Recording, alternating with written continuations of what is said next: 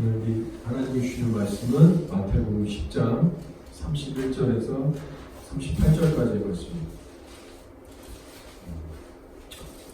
화평이 아닌 검을 주러 오신 예수님이라는 말씀을 주제로 나누겠습니다. 제가 먼저 한 구절 읽고 돌아가시면서 읽으시고 맨 마지막 구절을 함께 읽을게요. 두려워하지 말라. 너희는 많은 참새보다 귀하니라. 너희 사람 앞에서 나를 시인하면 나도 하늘에 계신 내 아버지 앞에서 그를 시인할 것이요. 누구든지 사람 앞에서 나를 부인하면 나도 하늘에 계신 내 아버지 앞에서 그를 부인하리라. 내가 세상에 화평을 주러 온 줄로 생각하지 말라. 화평이 아니요 검을 주러 왔노라. 내가 온 것은 사람이 그 아버지와 딸이 어머니와 며느리가 시어머니와 불화하게 하려니니 사람의 원수가 자기 집안 식구리라. 아버지나 어머니를 나보다 더 사랑하는 자는 내게 합당하지 아니하고 아들이나 딸을 나보다 더 사랑하는 자도 내게 합당하지 아니하며 또 자기 십자가를 지고 나를 따르지 않는 자도 내게 합당하지 아니하리라. 아멘. 예수님께서 말씀하시기를 내가 세상에 화평을 주러 온 것이 아니라 검을 주러 왔다라고 말씀하셨습니다. 예수님께서 우리에게 주시는 검은요, 다른 것이 아니라 진리의 검입니다. 바로 말씀의 검이에요. 그리고 그 말씀의 검이 우리에게 임할 때 빛과 어둠이 쪼개집니다. 진리와 비진리가 드러나게 됩니다. 그래서 우리가 우리의 믿음을 지키고 성령의 인도하심만을 따라가기 위해서는 반드시 이 진리의 말씀의 검에 대해서 갈고 닦는 일이 요구되는 거예요. 똑같은 예수님을 우리가 믿어도 말씀에 대해서 무지하고 말씀에 이 날이 무뎌져 있을 때 단단한 말씀을 먹지 못하게 됩니다. 그렇게 되면 세상에 휩쓸려가게 되고요. 영적으로 늘 눌리고 침체되고 사단에게 결국 패배하게 됩니다. 그러나 사탄은 우리에게 어떻게 유혹하죠? 너 적당히 예수 믿어도 괜찮아. 늘 속삭이고 괜찮을 거라고 유혹합니다. 기도 말씀, 다음에 해. 오늘 요만큼만 하면 됐어. 오늘 일단 쉬고 내일 해. 그래서 쉬엄쉬엄 하게끔 만듭니다. 이런 식으로 사탄에게 붙잡혀서 한평생 살다가는 사람들이 정말 꽤 많을 거예요. 자, 그러나 예수 그리스도는 반대로 말씀하십니다. 성도들은 절대로 미지근해서는 안 된다. 늘 깨어서 무시로 기도해라. 성령에 취해라. 마귀가 울부짖는 사자처럼 삼킬 자를 찾고 있다. 정반대로 얘기하십니다. 지금 영적 세계의 현실이 그래요. 어둠의 왕인 사탄도 울부짖는 사자처럼 24시간 쉴 새 없이 자기의 모든 능력을 총동원해서 교회를 무너뜨리고 있습니다. 그리고 빛의 왕이신 하나님 예수님께서도 쉴 새 없이 24시간 일하시면서 교회와 이스라엘 회복을 위해서 날마다 치열하게 일하고 계세요. 이 양쪽의 두 진영 모두가 그렇게 치열하게 하루하루를 일하고 계신데 정작 교회라고 하는 우리 성도들은 그 현실에 대해서 무감각한 경우가 많아요. 적당히, 미지근하게, 치열하게 살아가지 않습니다. 오직 믿음으로, 은혜로만 된다고 하면서 정작 말씀과 기도의 삶 가운데 치열한 순종의 훈련들을 해나가지 않는 거예요. 우리는 반드시 신앙생활의 안일함에 대해서 날마다 경계하며 전진해야만 합니다. 그래서 오늘 말씀에 예수님께서는 아주 엄숙하고 단호하게 말씀하고 계세요. 나는 너희들에게 검을 주러 왔다. 내가 대신 너희 대신 검을 들고 싸워주는 게 아니라 너희 쪽에서 이 진리의 검을 나로부터 받아서 너희 쪽에서 싸워야 된다. 내가 대신 싸워주는 게 아니야. 너희는 이 검을 휘두르고 사용할 줄 알아야 된다는 말씀입니다. 예수님께서 이렇게 제자들에게 말씀하셨어요. 내가 너희를 보내니 양을 이리 가운데로 보낸 것 같다. 그러므로 너희는 뱀같이 지혜롭고 비둘기같이 순결해라. 예수님은 아셨던 거예요. 우리가 예수님을 믿고 따르는 이 세상이 치열한 전쟁터인 걸 아시는 거예요. 그래서 뱀처럼 지혜롭고 양처럼 순결해라. 이 검은요, 목숨 걸고 전쟁 치를 자가 사용하는 전쟁 도구입니다. 그래서 예수님은 우리의 진리의 검이 무뎌지지 않기를 늘 원수를 이기며 전진할 수 있도록 우리를 부르셨어요. 최근에 제가 어떤 믿는 성도분을 만나서 교제를 했습니다. 이런저런 신앙에 관한 이야기를 했는데 아주 귀한 분이었어요. 그렇게 얘기를 하다가 이 빌 존슨이라는 목사님에 대해서 얘기가 나오게 됐어요. 이 빌 존슨이라는 목사는 현재 많은 교회들이 알고 있죠. 신사도 이제 그 운동하시는 분 중에 한 목사님이세요. 그 임명된 사도 중에 한 명입니다. 미국 분인데 이 사람은 적그리스도형에 충만한 지금 교황과 함께 연합해서 일을 하고 있는 사람이에요. 근데 놀라운 건 사도라고 하는데 이 교황을 보고 예수 그리스도의 사람이다, 성령의 사람이다라고 인정하는 겁니다. 여러분 생각해보세요. 사도 바울이 만약에 오늘날에 있으면 교황을 보고 과연 저 사람은 예수 그리스도의 사도라고 얘기할 수 있을까요? 없습니다. 절대로 그렇지 않아요. 만약에 그렇다면 어떻게 교황은 그렇게 말이 안 되는 거잖아요. 근데 이 빌 존슨이라는 목사가 말도 안 되는 이단적인 가르침을 퍼뜨리고 있기 때문에 제가 그분에게 알려줬습니다. 이 빌 존슨이라는 목사가 뭐라고 하느냐? 실제 우리나라에도 많은 영향을 미치고 있는 목사이기 때문에 그래요. 이분이 뭐라고 했냐, 예수님에 대해서. 예수님은 우리 인간들처럼 죄를 가지고 태어났다라고 해요. 예수님 그래서 우리처럼 born again, 거듭나셔야만 했었다라고 주장합니다. 이거 말이 되세요? 신학을 안 하신 여러분도 이게 이해 가시잖아요. 근데 만약에 이 부분이 이해가 안 가시면 죄송하지만 영적으로 정말 내가 무지한 상태에 있다는 걸 아셔야 됩니다. 이거 완전 이단적인 사상이에요. 이 목사님이 주장하는 바는 예수님이 우리 사람처럼 100% 인간으로 태어났기 때문에 예수님이 죄를 가지고 태어났다는 거예요. 그래서 마리아에 대해서 자연적으로 출산할 때는 그런 식으로 나왔고, 단지 십자가에 돌아가시고 성령으로 부활해서 일어날 때 그걸 본우기로 해석하시는 거예요. 그래서 그때 비로소 신성의 신이 됐다라고 얘기합니다. 그래서 부활하셔서 본우기 하기까지는 신성이 없었다, 신이 아니었다는 거예요. 이거는 새빨간 거짓말입니다. 성경에서 얘기하는 바로 다른 복음, 다른 예수를 전하는 거예요. 예수님께서 분명히 골로새서 2장 9절에서 이렇게 말씀하셨어요. 그 안에, 예수 그리스도 안에는 신성의 모든 충만이 육체로 거하신다라고 했어요. 그리고 히브리서 4장 15절에 우리에게 있는 대제사장 예수 그리스도는 우리의 연약함을 동정하지 못하신 이가 아니요 모든 일에 우리와 똑같이 시험을 받으신 이로되 죄는 없으시니라라고 했어요. 죄가 없었다고 그 공생의 시절에 이런저런 데서 나옵니다. 예수님은 사람의 몸으로 오셨지만 단 한 번도 죄인인 적이 없었어요. 100% 신성이었습니다. 다만 인류의 죄를 뒤집어 씌고 그것을 이제 위에서 대속하신 개념이지 죄인인 적이 없었어요. 만약에 예수님이 우리처럼 똑같이 부패한 죄인이었다면 구원사역 자체가 이루어지지 않았을 겁니다. 죄인이 죄인을 위해서 어떻게 십자가의 구속을 이뤄요? 그러니까 여러분 이런 얘기를 들으면요, 한 가지 너무나 재밌고 어이가 없는 것은요, 거짓 선지자들에게는 성령이 없기 때문에 결국은 비슷한 걸 얘기해도 정말 다른 걸 얘기할 수밖에 없습니다. 속성이 그래요. 거짓이 아니기 때문에. 그래서 우리가 진리로 깨어만 있다면 바로바로 쉽게 캐치할 수 있다는 겁니다. 그래서 제가 이 얘기를 그분께 해줬는데요, 이분이 갑자기 놀라면서 며칠 전에 있었던 얘기를 해주시는 거예요. 이분이 알고 보니까 어느 성도분한테 최근에 한 책을 선물 받았는데 바로 빌 존슨 목사님이 쓴 책이었던 거예요. 하늘의 권능인가 뭐 어쩌고저쩌고요. 제가 제목은 다 모르겠습니다. 근데 이분이 이걸 선물을 받아서 보는데 참고로 이분은 빌 존슨 목사님이 어떤 분인지도 모르고 뭐 사역 전혀 모르는 분이었어요. 그냥 신실하게 하나님 믿고 섬기는 분인데 이분이 이 책을 딱 받아서 보는데 몇 페이지를 읽자마자 뭔가 영적으로 안 맞고 뭔가 성경 밖에 이야기를 하고 뭐가 너무나 이상해서 그걸 버렸다는 거예요. 근데 마침 제가 이 빌 존슨 얘기를 딱 해주니까 이분이 무릎을 딱 치면서 그래서 그랬구나, 그런 얘기를 해주는 거예요. 여러분 보세요. 신앙의 가장 핵심이고 기초인 게 뭐냐면 예수 그리스도가 누군지를 아는 겁니다.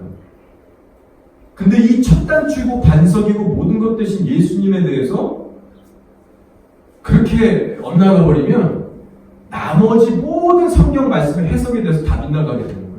그래서 그분이 그 책을 읽었을 때 예수님이 뭐 본어겐 해야 됐었다 말한다 이런 얘기 다루지 않았음에도 불구하고 그것이 이상한 게 감지된 겁니다.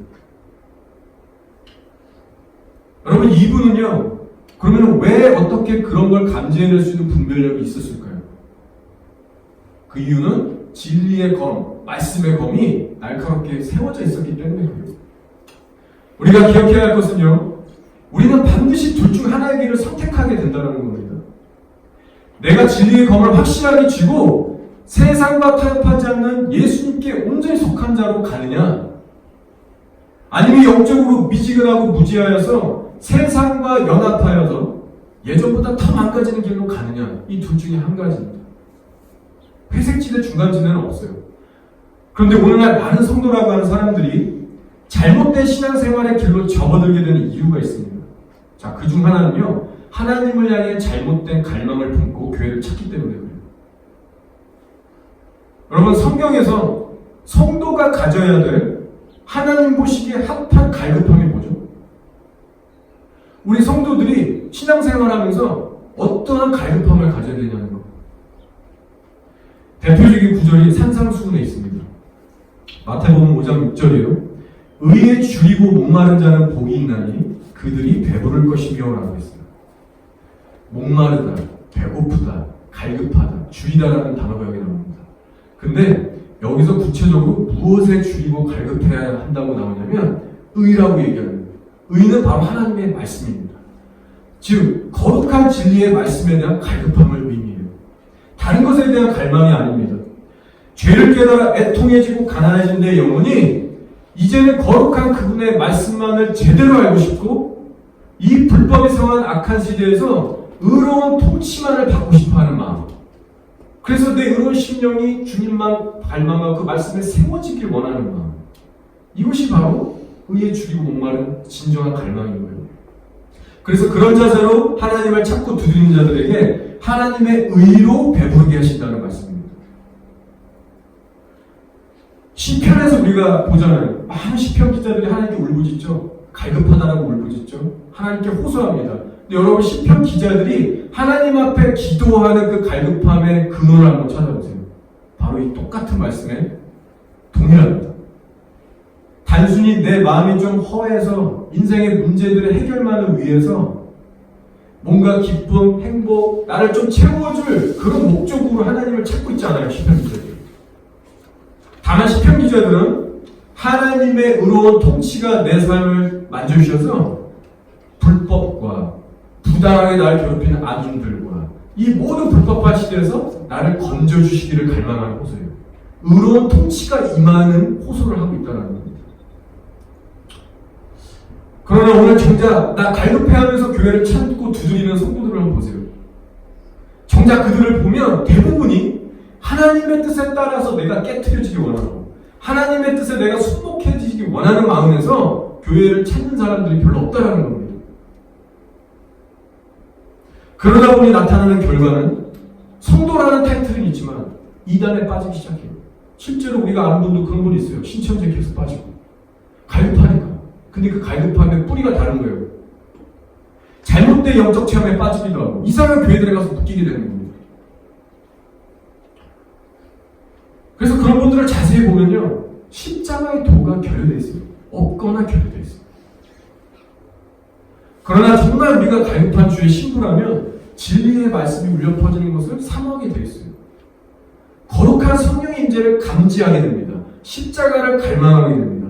그렇기 때문에 빛과 어둠을 구별하기 시작하며 아무데나 갈 수가 없게 됩니다.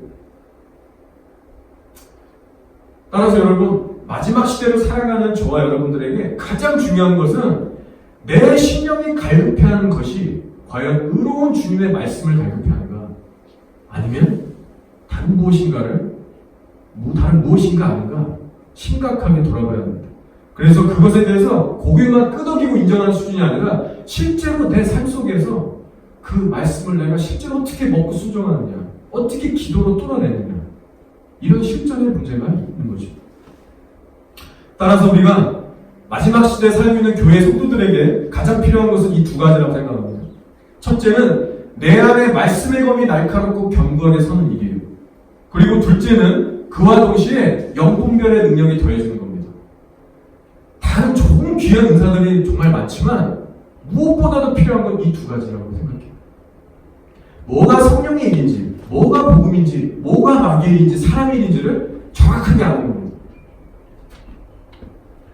자, 그런데 이 말씀에 대한 깊이를 더하는 일과 또 영분별의 능력을 키우는 일은요, 우리가 어느 기름 부음 받았다는 사역자한테 임파테이션 기도 받는다고 되는 게 아닙니다. 100번 받아도 소용없어요. 그렇게 오히려 막 안수해 주겠다는 사람들이 있으면요, 절대로 받지 마세요. 오히려 더러운 영들이 들어갈 수 있습니다. 오직 이런 일은요, 본인 스스로가 성령님께 순복하고 십자가를 지고 순종하는 훈련을 해야 합니다. 다른 방법이 없어요. 성령 안에서 내가 심고 드리고 노력하고 대가 지불을 하면서 서서히 자라는 겁니다. 단순히 안수기도만으로 혹은 성경 공부 지식만 쌓는다고 절대 소유할 수 없습니다. 아무튼 저는 그래서 이런저런 말씀을 이번 주에 묵상하면서 정말 우리가 심각한 배도와 미혹의 시대에 살고 있구나. 과연 그렇다면 우리는 이런 시대 속에서 어떠한 교회로 만들어져 가야 되고 어떠한 신앙의 수준으로 하루하루 지금 살아가야 될까? 이런 심각한 고민과 기도를 하게 됐어요. 그러는 가운데 뉴질랜드 정부에 대한 기사를 좀 찾아보게 됐습니다. 왜냐하면 우리가 이 땅에서 지금 교회 생활을 하고 있고요. 이 땅의 세대를 위해서 우리가 부흥을 외치고 있고 또 이 땅의 정부와 여러 영혼들을 위해서 우리가 기도하고 있잖아요. 그래서 좀 알고 싶었어요. 좀 더 오랜만에 과연 뉴질랜드가 어떻게 돌아가고 있는가. 그래서 제가 이런저런 소식들을 오늘 좀 얘기하려고 합니다. 이 나라의 보수라고 할 수 있는 그 내셔널당 대표가 있어요. 사이먼 브릿지라는 대표가 있습니다. 젊은 나이에 그렇게 이제 리더가 됐는데 이 사람은 침례교 목사의 아들이에요. 아시는 분은 아시겠지만 그래서 저도 예전에 소식을 듣고 이런 사람이 있구나. 이 사람 위해서 좀 기도해야 되겠다. 뭔가 좀 막연한 거지만 기대를 가졌었어요. 근데 참 안타까운 소식을 듣게 됐어요. 불과 몇 년 전만 해도 이분이 동성애는 아니다. 동성혼에 대해서 반대 투표를 계속 던졌던 사람이었습니다. 크리스찬으로서. 근데 최근에 소식을 들으니까요. 몇 년이 지난 지금은 반대 입장이 돼 있더라고요.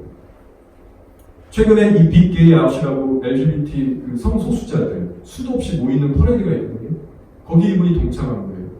그 자리에는 우리 현 총리 자신과 아들도 있었습니다.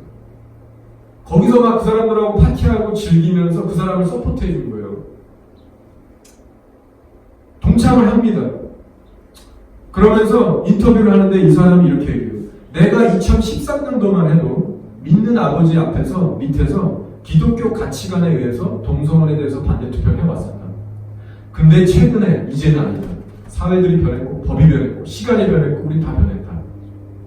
나는 동참한다. 이런 충격적인 인터뷰였습니다. 제가 자료를 찾아보니까 이 사람이 타우랑가 출신이에요. 타우랑가에 있는 무슨 앵글리칸 처치에 계속 다녔던 사람이에요. 지금은 모르겠어요.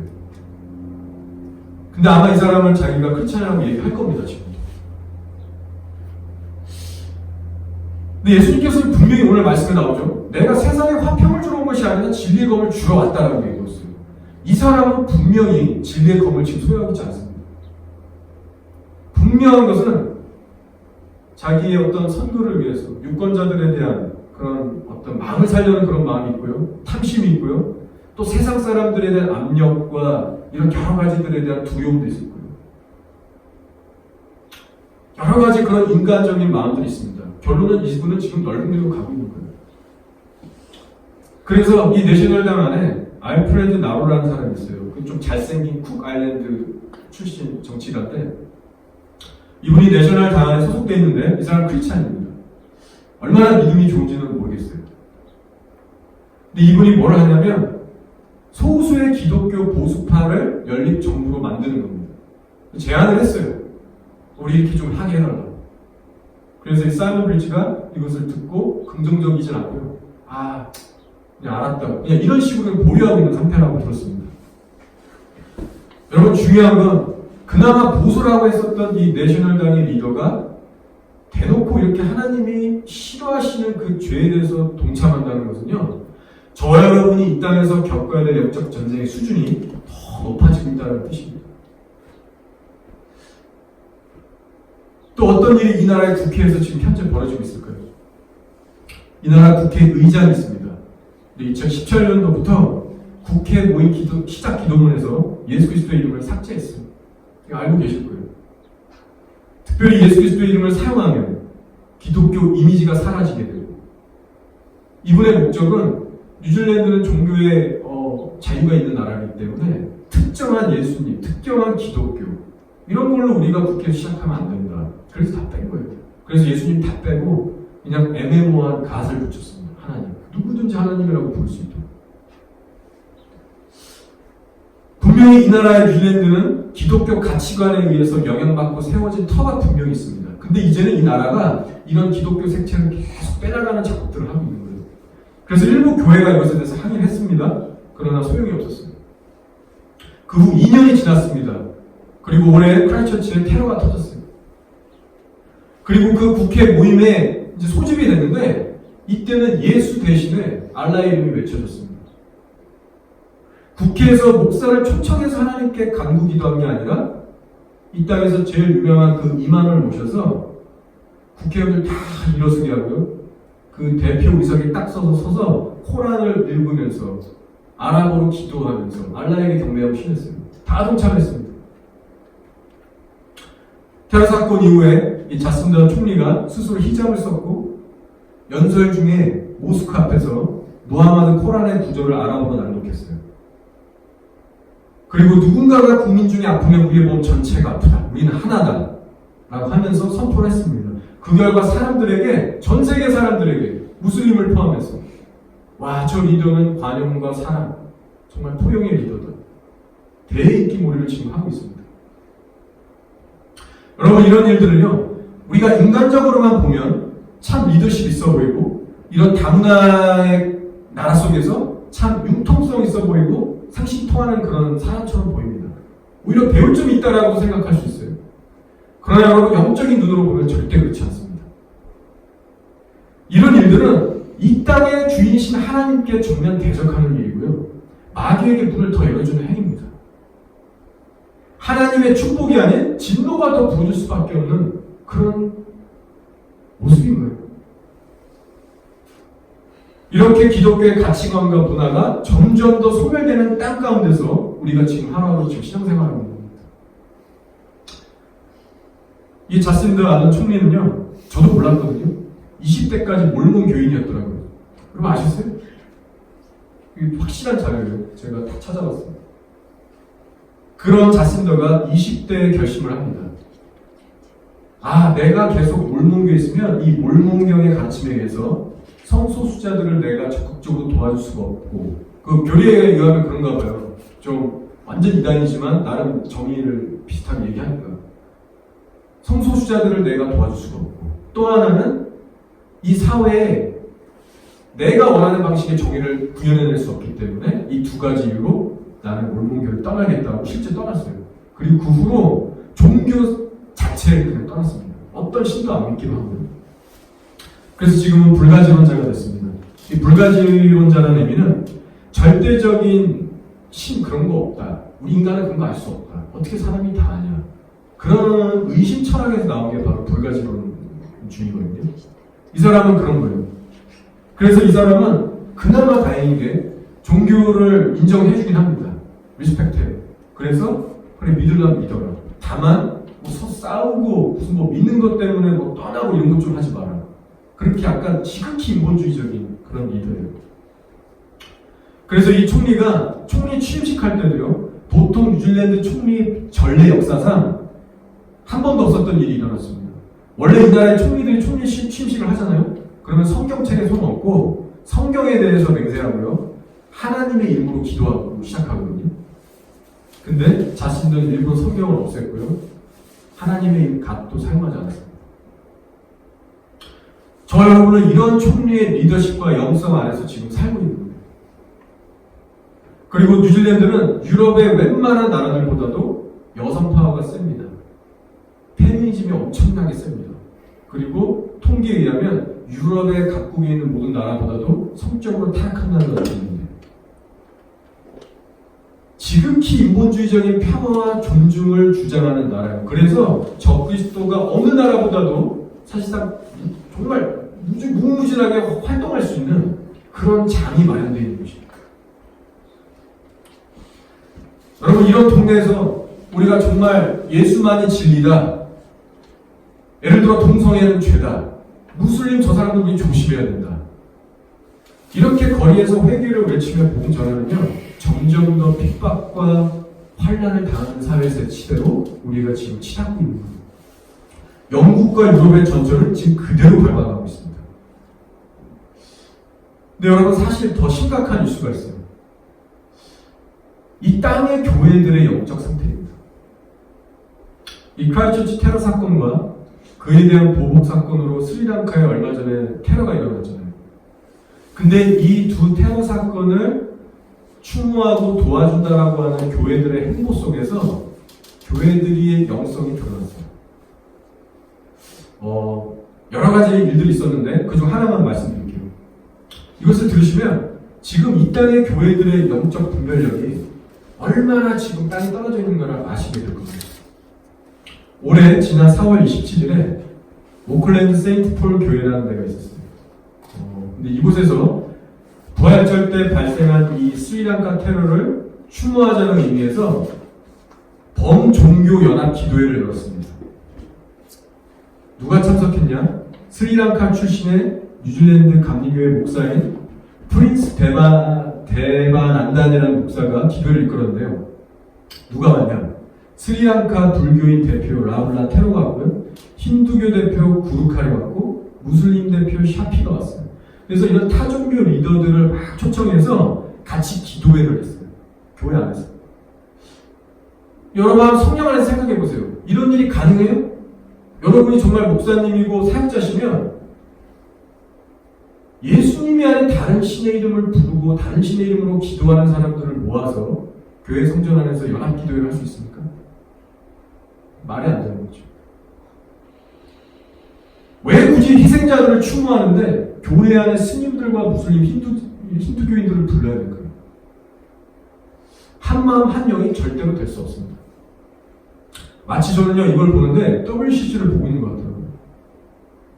WCC가 뭐 하는 데죠? 모든 종교인들 모아놓고 귀신들과 겸상해서 자기의 신들의 이름을 부르게 각자 하는 거고요. 그러는 가운데 공통적인 주제로 있습니다. 모입니다. 그 공통적인 주제가 뭐예요? 예수님의 말씀이 아니라 인간적인 사랑, 평화, 연합을 외칩니다. 비폭력을 외칩니다. 근데 거기 예수님의 회개와 십자가가 없어요. 이 테러 희생자들을 추모하는 연합 기도에서도 동일한 목적으로 모였습니다. 기사가 이렇게 얘기해요.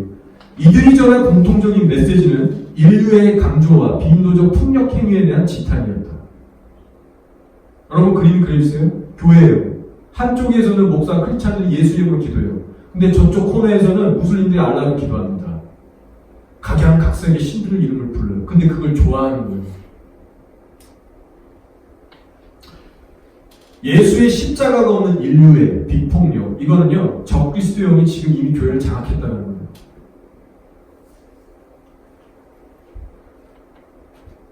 이 외에도 독자적으로 이 땅의 카톨릭 교회들, 심지어는 완전 이단인 몰몬교회조차도요, 무슬림 간판 걸어놓고 초청해서 기도회를 다 같이 가졌습니다. 수많은 목사들이 지금 참여했어요. 여러분, 우리 믿는 성도들이요, 어떻게 무슬림들을, 테러 희생자들을 섬길 수 있죠? 얼마든지 할 수 있습니다. 교회 밖에서 우리가 정말 예수 그리스도의 사랑의 마음을 가지고 개인적으로 아니면 단체로 가서 얼마든지 겸손하게 그들을 섬길 수 있어요. 복음 전하면서. 그러나 이런 식으로는 아닌 겁니다. 더군다나 우리가 하나님께 드려야 할 지금의 기도 제목은요, 단순히 폭력을 없애주세요, 평화로운 나라들이 되게 해주세요라는 수준의 기도가 되어서는 안 됩니다. 폭력과 테러, 전쟁은요, 우리가 아무리 기도해도 앞으로 점점 더 일어날 겁니다. 예수님이 말씀하셨잖아요. 반드시 그런 것이 마지막 때 일어날 것이다. 우리는 오히려 이런 정부의 움직임과 테러의 배후에서 역사하는 사단의 활동을 볼 수 있어야 됩니다. 사탄이 교회와 이스라엘을 얼마나 지금 교묘하게 궁지에 몰아가고 있는가, 이 테러를 사용해서 어떤 식으로 법들의 압력을 가하고 변개시키고 있는가? 어떻게 교회들을 위협하고 있는가? 동시에 이 땅의 수많은 교회들이 하나님의 진노 아래 있다는 것을 깨닫게 됩니다. 오히려 회개 기도를 촉구해야 될 때고요. 진리의 복음을 회복하게 해달라고 기도하는 것이 마땅한 일입니다. 따라서 이번 테러 사건을 통해서요. 뉴질랜드의 정부의 영적 상태뿐만이 아니라 이 땅의 수많은 교회들의 영적 상태가 수면에 드러났어요. 어느 노선으로 지금 가고 있는지 드러나는 거예요. 저는 그래서 이런 기사를 접하게 되면서 정말 이런 시대에 뉴질랜드도 정말 이렇게 돼가고 있구나. 나는 정말 어떤 목사가 돼야 될까? 우리 교회는 정말 어떤 수준의 영성으로 지금 추구하며 나아가야 될까? 막중한 사명과 책임감이 들더라고요. 담대함을 구하게 되고요. 정말 하나님의 분별력을 구하게 됩니다. 여태까지 저 여러분요. 혼자서 혹은 이 가정 안에서 교회만 왔다 갔다 하면서 편한 신앙생활 하셨잖아요. 그러나 이제 머지않은 미래는요. 세상에 거세지는 영적 압력이 올 겁니다. 여러분들이 집에 가만히 있고 왔다 갔다 하셔도 여러분들이 느낄 수밖에 없게끔 하나님의 말씀대로 살아가면 정말로 불이익을 당할 수밖에 없는 그 시대가 곧 올 겁니다. 나의 믿음, 또 내 자녀들의 믿음이 이런 세상을 이기려면 어떻게 지금부터 예수님을 믿고 살아가야 되는지 각자 솔직하게 질문을 한번 던져보세요. 내가 어떻게 해야 롯의 아내처럼 뒤돌아보지 않고 이 땅에서 승리할 수 있을까? 성령님과 지금부터 동행하셔야 됩니다. 이런저런 묵상과 기록 가운데 오늘 이 말씀이 저를 떠올랐어요. 그래서 나누는 겁니다. 예수님께서 나는 세상과 화평하러 온 것이 아니다. 너희에게 진리의 검을 주러 왔다. 너희는 진리의 검을 들고 세상과 싸워야 할 자들이다. 지구촌의 난제들을 해결하기 위해서 온 세상 사람들이 모여서 종교의 연합을 외치고 복음 전자들을 핍박하고 성경의 권위를 몰락시킬 때 끝까지 신앙을 지킬 수 있겠느냐? 예수만을 섬기고 증거할 수 있는 그 사람을 지금 주님은 찾고 계시는 거예요. 사실 오늘 이 마태복음 10장을 다 읽으면 좋은데 시간이 없어서 그렇게 하지 못했습니다. 그러나 앞부분에 아주 중요한 이야기가 나옵니다. 마태복음 10장 맨 처음에 보면요. 예수님께서 제자들을 둘둘 짝지어서 권능을 주시고 전도를 보내세요. 복음을 전하라고 하세요. 그러나 그 후부터 무슨 말을 계속 거듭하시냐면요. 오늘 이건 31절에도 나오죠. 두려워하지 말라라고 말씀하죠. 예수님을 섬기는 제자들에게 이 말씀을 주고 계신 겁니다. 왜냐하면 제자들이 자기의 증인이 돼서 복음을 계속해서 전하고 다니면 반드시 세상으로부터 미움을 받고 박해를 받고 심지어는 죽임까지 당할 것을 예수님은 아시는 거예요. 사실 복음을 아예 전하지 않고 그냥 안전지대만 있는 분들은 핍박받을 일도 없겠지만 여기서 말씀하시는 거는 진짜 예수님 증거하고 진짜 성도들을 얘기하고 있는 거예요. 너희가 나를 위해서 살다 보면 반드시 핍박과 어려움이 올 거다. 그래서 계속 말씀하시는 거예요. 사람들 앞에서 뭘 얘기할까 염려하지 말아라. 박해가 있을 거지만 끝까지 견뎌야 된다. 두려워하지 말라. 하나님만 두려워해라. 이런 말씀을 계속 하다가 오늘 읽은 말씀 30주까지 온 거예요. 또 두려워하지 말라. 그러면서 그 문맥 안에서 뭐라고 이어 말씀하냐면 누구든지 사람 안에서 나를 신뢰하면 나도 하늘에 계신 내 아버지 앞에서 그를 신뢰할 것이고 누구든지 사람 앞에서 나를 부인하면 나도 하늘에 계신 내 아버지 앞에서 그를 부인하리라라고 했어요. 여기서 말하는 사람 앞에서 예수를 신하고 만다 이 말 뜻은요 뭘까요? 이 문맥을 보세요. 편안한 데서 하는 게 아니라 예수 때문에 내가 불이익당하고 핍박당하고 죽을 수 있는 그 환경 속에서도 너희가 진짜 나를 주로 신뢰하겠느냐? 그것을 지금 따지시는 겁니다.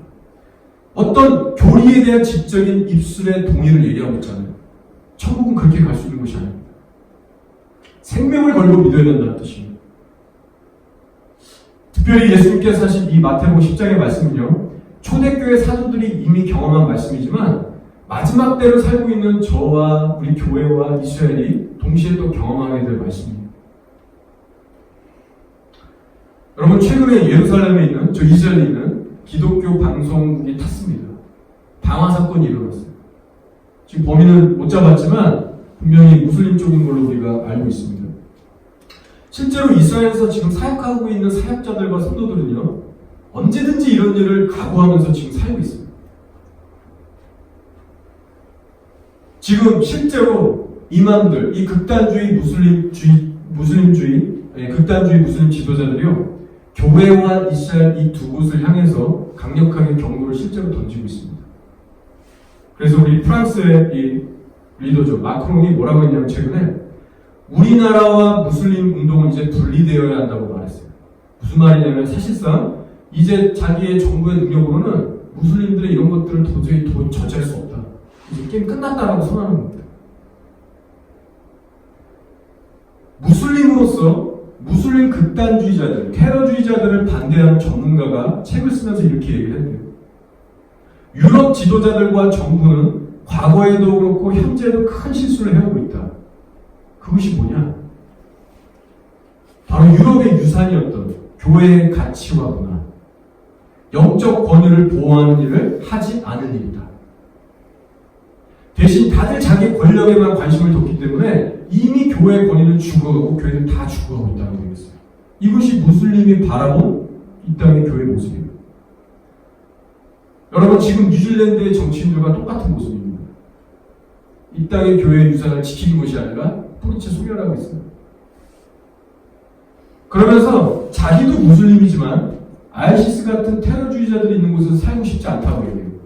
여전히 무슬림이지만 기독교, 성경의 진리 가치관대로 나라가 다스려진 곳에서 나 살고 싶다. 왜? 거기에는 평화가 있으니까. 이런 식으로까지 얘기를 하고 있습니다. 그러면서 우리 크리스찬들에게 경고를 하는 거예요. 여러분, 앞으로 뉴질랜드에 테러가 일어나지 않을 거라는 보장이 없습니다. 그리고 한 번, 두 번 터지게 되면 저같이 거리에서 회개 복음 전하고 이렇게 하는 사람들부터 여기 있는 교회들 다 얼어붙을 겁니다. 그리고 그 테러로 인해서 우리가 마음껏 죄라고 말할 수 있고 복음을 증거할 수 있는 것들이 종교적으로 법안이 편집되고 개정될 수 있는 가능성이 아주 큽니다. 실제로 이번 크라이스트처치 테러 사건 이후로 정치인들 모여서 종교적으로 극단적으로 발언하거나 행동하는 이런 것들에 대해서 수정하는 법안을 검토 중이라고 제가 들었습니다.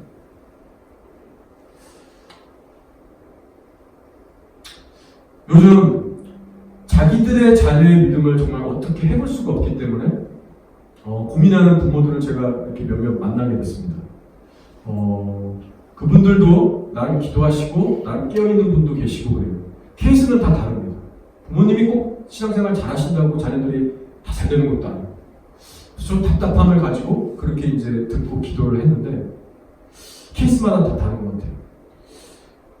자, 그러면서 제가 이런 뉴질랜드에서 우리가 신앙생활을 실제로 해야 하고 있고 우리의 자녀들에 대해서도 이제 심각한 고민들이 있는 것 같아요.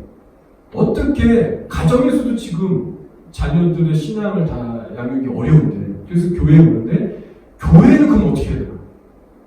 어떻게 이 다음 세대를 우리가 예수께 이끌 수 있을까? 이런 고민들을 해보게 되는 겁니다. 저도 목사로서. 근데 이런 기사를 봤어요. 여러분, 이 땅의 고등학교, 우리 예차이도 고등학교 다니지만 이 땅에 있는 중고등학교의 상태가 얼마나 심각한지 좀 더 구체적으로 이제 알게 되는데, 저쪽에 앱섬걸스라는 학교가 있습니다. 제가 아는 친구도 여기에 다닌 적이 있는데 유명한 여자 고등학교예요. 근데 이곳에요, 오클랜드 내에서 가장 성소수자들을 관용하고 품는 학교가 바로 앱섬걸스라는 학교입니다. 학교에서 인정하는 트랜스젠더 그룹들이 있어요. 동양인 그룹이 따로 있고 유럽인들, 서양인들 그룹이 따로 있어요. 그래서 이 학교에는요, 중성 교복과 중성 화장실이 이미 있습니다. 제가 봤는데 남자 것도 아니에요, 여자 것도 아니에요. 되게 중성적으로 디자인이 됐어요. 그리고 여기서는 교사들과 학생 모두가 선호하는 성별 호칭을 이미 사용할 수가 있어요. 그래서 거기에 다니는 학생들이 인터뷰한 거를 봤는데 그나마 내가 이 학교에 와서 좀 행복감을 찾았다, 소속감을 찾았다 라고 얘기를 하고 있습니다. 그리고 여러분 아시는 오클랜드 브레마 같은 명문학교, 성소수자들을 위해서 화장실 이미 계획하고 있고요. 이미 많은 학교들이 그런 식으로 지금 가고 있습니다. 종교 수업도 아예 영구적으로 폐지해야 한다는 학부모의 소리들이 높아지고 있고요. 한 부류에서는 아니다, 옵션으로 해야 된다. 그래서 무슬림 같은 것도 가르칠 수 있어야 된다. 지금 양방에서 이렇게 싸우고 있는데 어떻게 될지 모르겠어요. 지금 늦은 감은 없지만 실제로 우리가 이 땅을 위해서 기도하는 사람들이라면 이런 것들을 놓고 우리가 기도할 수 있어요. 예를 들면 이런 겁니다. 종교 수업이 폐지되지 않게 하셔서 하나님의 준비된 파수꾼들이 그 사회를 삐치고 들어가서 50분이 됐든 1시간이 됐든 그 종교 수업에 오는 소수에게만이라도 하나님의 복음을 담대하게 전할 수 있게 해달라고. 그래서 몇 명이라도 십자가의 복음 들어가서 예수님 만나는 일이 학교 안에 벌어지게 해달라고. 이런 것들을 위해서 우리가 기도할 수 있는 거죠. 중요한 것은 제가 여기서 다녔을 때 고등학교 시절보다 우리 예찬이나 지금 세대가 다니는 고등학교는요 훨씬 더 상상을 초월하는 영적 진들이 있다는 거예요. 성교육에 대한 개념 모든 것이 변했습니다. 예를 들어 기독교 가치관을 존중하지 않는 이런 에슨 칼리지에서 한 기독교 학생한테 이런 질문을 선생과 학생들이 할 수 있습니다. 야, 너는 동성애에 대해서 어떻게 생각하냐? 그렇게 물어볼 때 이 친구가 순수하게 예수님 지켜드리고 싶었어. 동성애는 내가 믿는 예수님에 의하면, 성경 말씀에 의하면 죄입니다라고 그렇게 얘기하면 이 친구는 거기서 망다당할 수 있는 거예요. 선생님들로부터 학생들로부터. 학생이지만 각 학교마다 학생마다 편차는 조금씩 있겠지만 진짜 좁은 길 살아가야 합니다. 예수님 때문에. 여러분 지금 그런 데를 살고 있는 거예요. 너 회개하지 않으면 지옥 간다. 다른 종교에는 구원 없다. 이런 것들을 우리가 학생이면 학생, 회사원이면 회사원, 사역자면 사역자, 누굴 만나든 어디에 있든 이 진리의 복음을 증거할 수 있어야 되는데 이것이 여러분 생각처럼 쉽지 않다는 겁니다. 불이익을 이제부터라도 각오하셔야 됩니다. 이런 다음 세대 아이들을 가정에서, 교회에서 우리가 어떻게 훈련시킬 수 있을까요? 먼저는 부모 세대인 우리가 먼저 어려워도 순종해내고 어려워도 복음을 전하고 정말 기도하고 무릎 꿇는 모습을 보여줄 때 그들이 보고 따라올 수 있는 거예요. 만약에 이것을 우리가 하지 않으면 다음 세대 끝입니다. 기대할 수 없어요. 아무 열매도 없습니다. 최근에 캐나다에서 어느 한 형제 목사님이 거리에서 복음을 전했어요. 시민들이 항의했고요. 일이 커져서 막 LGBT 이런 몰려왔습니다. 그래서 막 뜨거운 커피 뒤에 다리에다 붓고 카메라 부수고 밀치고 욕하고 하나님에 대해서 완전한 욕을 하고, 그래서 결국에는 어떤 사람이 신고를 해서 경찰에 왔는데 이 목사님 잘못하는데 이 목사님 체포돼서 갔어요. 그리고 한 하루가 이틀 후에 이제 항의 받아서 이제 풀려나긴 했는데 그 거리 복음전도자 목사님이 그런 말을 썼어요.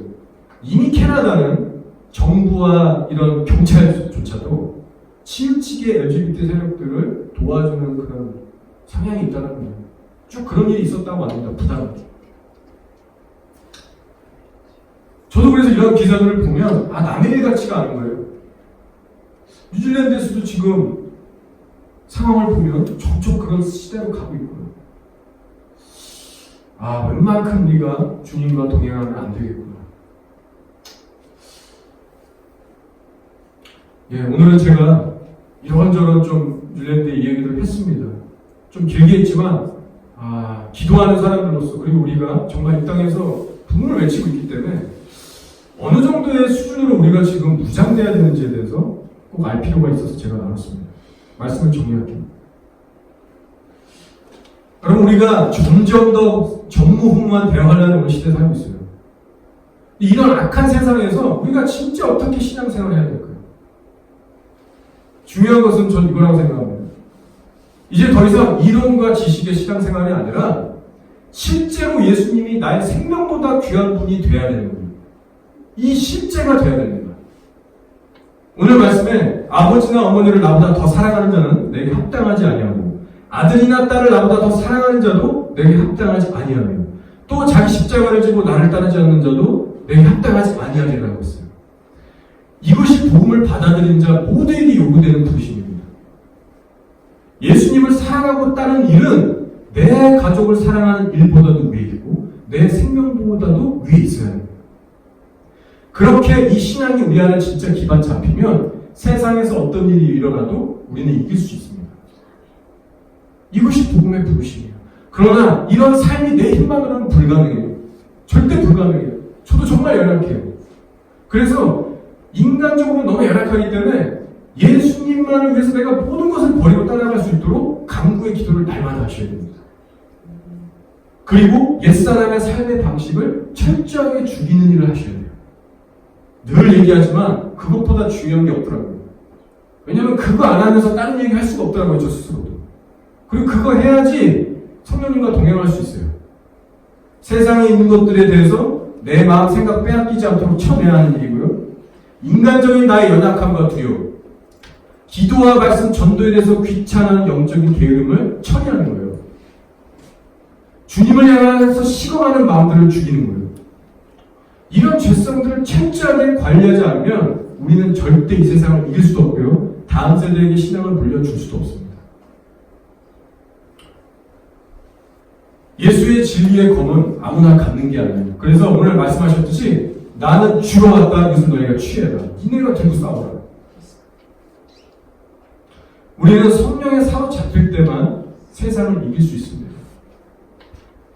그래서 우리가 삶을 정말 주님께 전적으로 맡기고 따라갈 때 하나님께서 우리를 그렇게 친히 변해가게 하실 것을 믿습니다. 우리 시간 다 같이 한번